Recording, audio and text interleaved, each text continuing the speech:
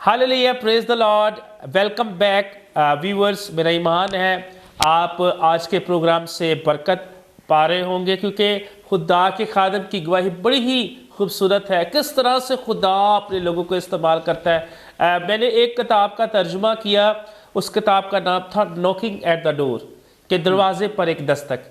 और वो मेरे बहुत ही खूबसूरत भाई पास्टर पैट्रिक वैंडेनबर्ग, जिनका ताल्लुक इलिनॉय शिकागो से है। तो जब वो पाकिस्तान आए तो मैंने जब उनके साथ एज ए इंटरप्रेट काम किया, तो उन्होंने कहा कि मेरी शख्सी गवाही की एक किताब है, तो मैं चाहता हूँ कि आप उसको पाकिस्तानी लैंग्वेज में, उर्दू में उसका तर्जुमा किया जाए ताकि लोग बरकत पाएँ। और उसकी गवाही ऐसी थी कि वो पहले जो था वो खुदा से दूर था, और मसीह से इतना दूर था कि वो लड़ाई झगड़े वाला शख्स था।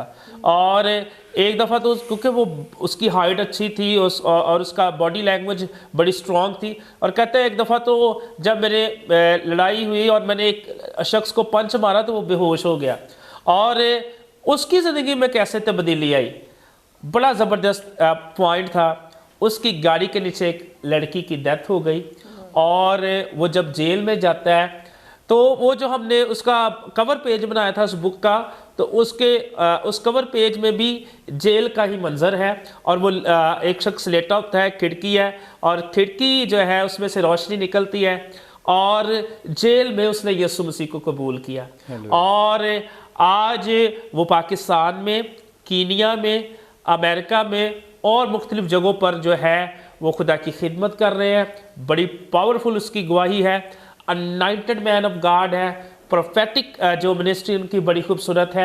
हम खुदावंद का शुक्रिया अदा करते हैं कि खुदा जो है, खुदा ने मुख्तलिफ तरह से जो है वो अपने लोगों को लेकर आता है। हालांकि खुदा किसी की हलाकत नहीं चाहता, लेकिन यहाँ पर हम देखते हैं कि जब उसकी गाड़ी के नीचे उस नौजवान लड़की की डेथ होती है, जब वो जेल में जाता है, तो जेल में जब वो यीशु मसीह को अपना शख्सी निजात दहिंदा कबूल करता है, तो खुदा फिर उसके लिए जेल के दरवाज़ों को खोलता है। और जब वो बाहर आता है तो फिर वो बाकायदा तौर पर पास वाली खिदमत का आगाज़ करता है। जैसे आपकी ज़िंदगी में खुदा ने पाजी साहब अपनी कुदरत को ज़ाहिर किया कि आपने जो है अपने जो ऑपरेशन के बाद जो है वो यीशु मसीह को अपनी शख्सी जो है ज़िंदगी दी। और आपके वालिदैन की ये ख्वाहिश थी कि आपकी फैमिली में से कोई ना कोई जो है वो पासबानी खिदमत करे, और खुदावंद की भी ये मर्जी थी। लेकिन खुदा मुख्तलिफ वेज के साथ जो है वो अपने लोगों को अपने पास लेकर आता है। आज हमारे साथ दूसरे जो गेस्ट हैं वो भी बहुत ही खूबसूरत भाई हैं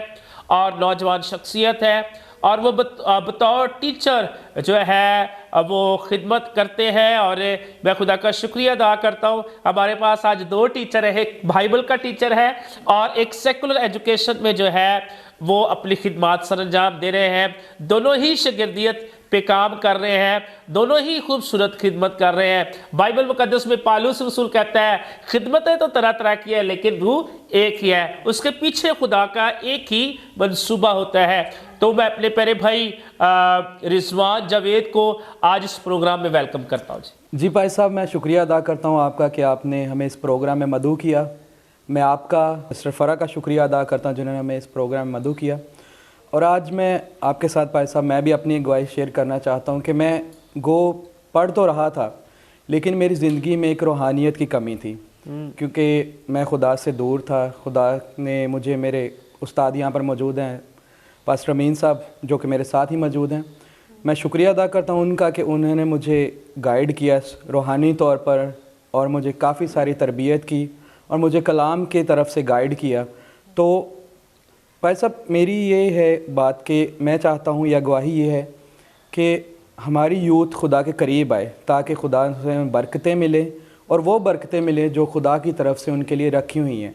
क्योंकि हम दुनिया में बहुत सारी डिग्रियाँ हासिल कर लेते हैं, लेकिन खुदा के करीब ना रहने से हमारी ज़िंदगी में बरकतें नहीं आती। अगर हम बरकतें लेना चाहते हैं तो हमें चाहिए कि हम खुदा के करीब आएँ। आमीन। और जितने व्यूवर्स मुझे देख रहे हैं, मैं आपको बताना चाहता हूँ हमारे साथ बहुत सारी ऐसी गवाहियाँ जो है वो हमें सुनने को और देखने को मिली है कि बहुत सारे जो है आला तालीम याफ्ता जो है बेटे बेटियां हमारे साथ प्रोग्राम में एज ए गेस्ट हमारे साथ होते हैं, लेकिन वो यही बात कहते हैं, जैसे अभी भाई रिजवान ने बात शेयर की है कि मेरी ज़िंदगी में एक कमी थी। हालांकि वो बहुत ही अच्छी तालीम उनकी है, लेकिन वो कहते हैं कि वो डिग्रियां महज एक कागज़ है अगर हमारी ज़िंदगी यीशु मसीह के बगैर है।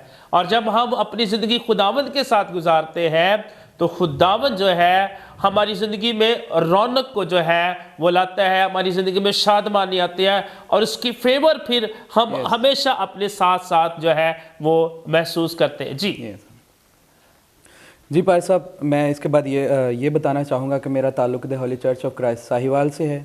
मेरे उस्ताद पास्टर अमीन साहब मेरे साथ मौजूद हैं, जिन्होंने मुझे अपने चर्च में एज मीटिंग प्रेज़ाइडर खिदमत दी हुई है।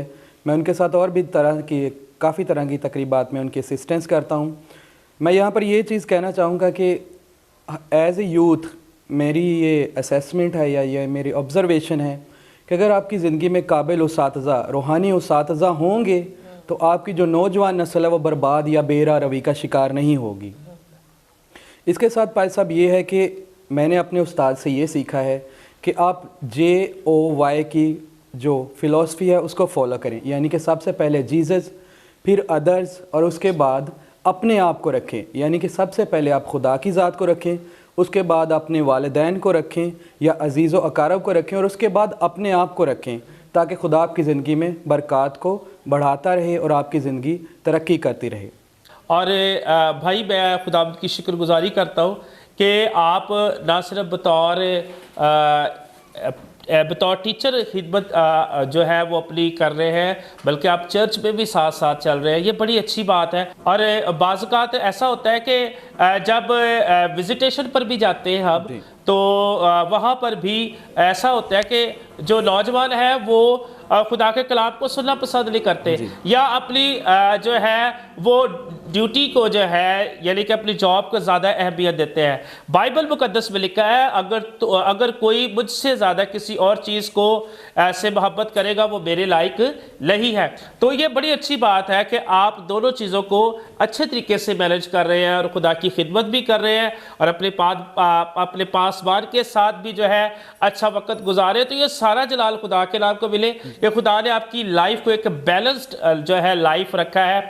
और मैं खुदा का शुक्रिया अदा करता हूँ कि खुदा इसी तरह से आपको और आपकी फैमिली को इसी तरह से अपने जलाल के लिए इस्तेमाल करें। तो मैं ज़रूर चाहूँगा कि आप नौजवानों को क्या पैगाम देना चाहेंगे? जी भाई साहब, नौजवानों के लिए मेरा ये पैगाम है या ये रिक्वेस्ट समझ लें कि सबसे पहले अपने खुदा को अपनी ज़िंदगी में तरजीह दें। उसके बाद जैसा कि खुदा के कलाम में लिखा है कि तू अपने बाप और अपनी माँ की इज़्ज़त करना। आमीन।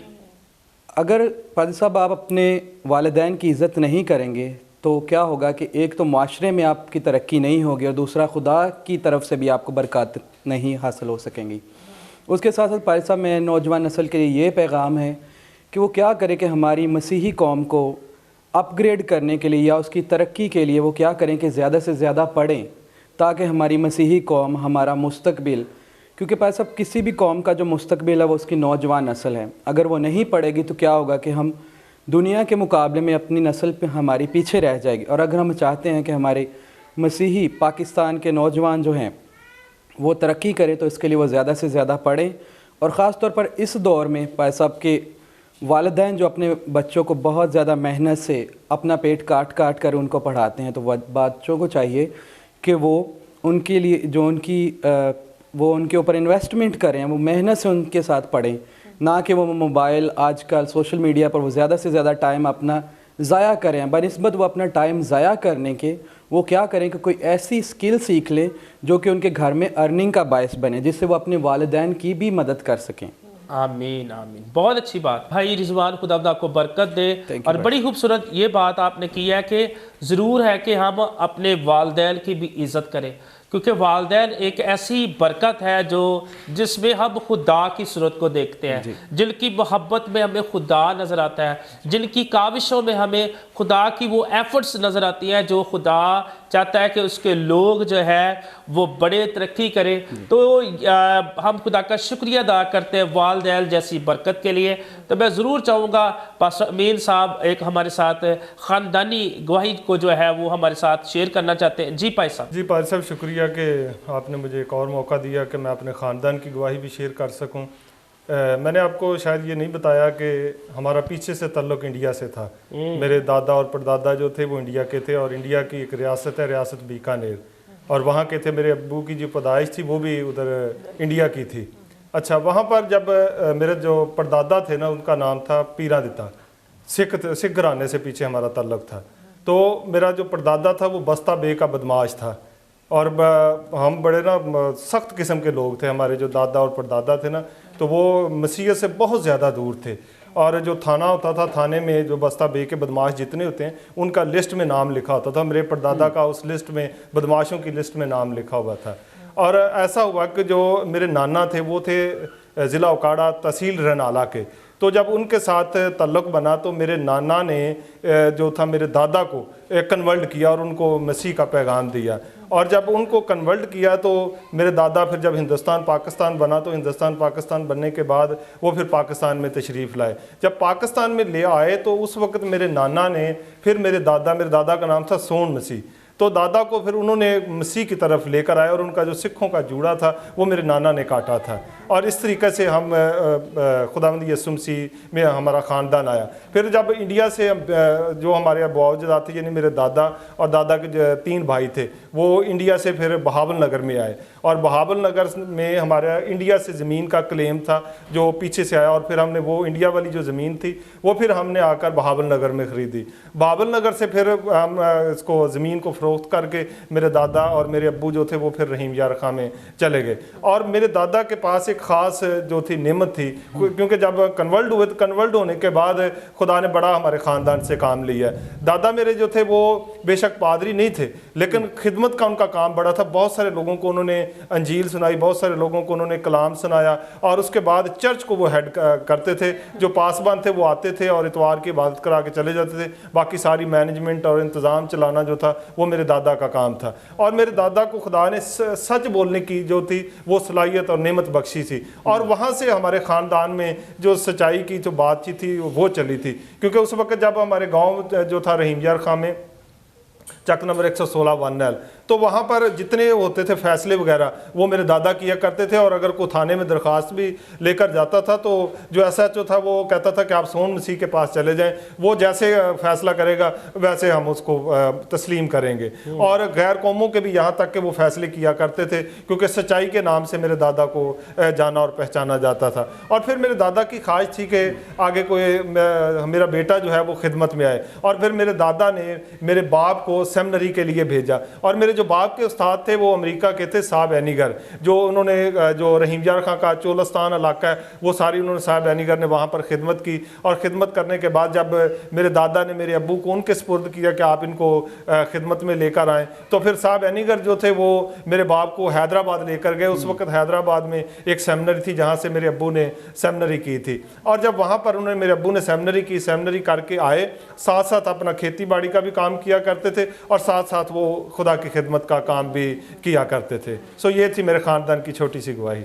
अजीब भाई साहब, आपकी गवाही बहुत खूबसूरत है। किस तरह से खुदा ने आपके फोर फादर्स को अपने जलाल और बुजुर्गी के लिए इस्तेमाल किया।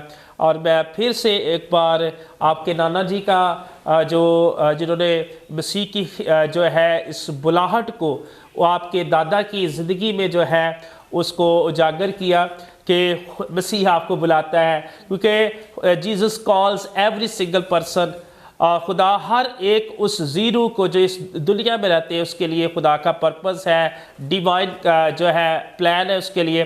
तो अब खुदा का शुक्रिया अदा करते हैं कि खुदा ने पास्टर अमीन साहब के वालिद को, पादरी अमीन साहब के दादाजी को जो है अपनी खिदमत के लिए इस्तेमाल किया।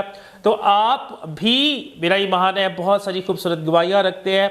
तो ये बात इस बात को ज़ाहिर करती है कि किसी भी दौर में खुदा किसी को भी मुख्तलिफ तरीके से जो है वो पकड़ता है और अपने जलाल के लिए इस्तेमाल करता है। अगर अब देखें तो वो जो मसीहत के ख़िलाफ़ है, जो मसीह के ख़िलाफ़ है, जो मसीह लोगों को पकड़वाता है, रूबी हाकिमों के पास लेकर जाता है, जिसका नाम साउल है, खुदा फिर उसी को पकड़ता है, खुदा फिर उसी का नाम चेंज करके उसको पालूस बनाता है और उसको अपने जलाल के लिए इस्तेमाल करता है। और मेरा ईमान है कि आज इस प्रोग्राम के वसीला से आपको बरकत मिली होगी। मिलेंगे एक नए प्रोग्राम के साथ। देखते रहिए abundant life TV. God bless you.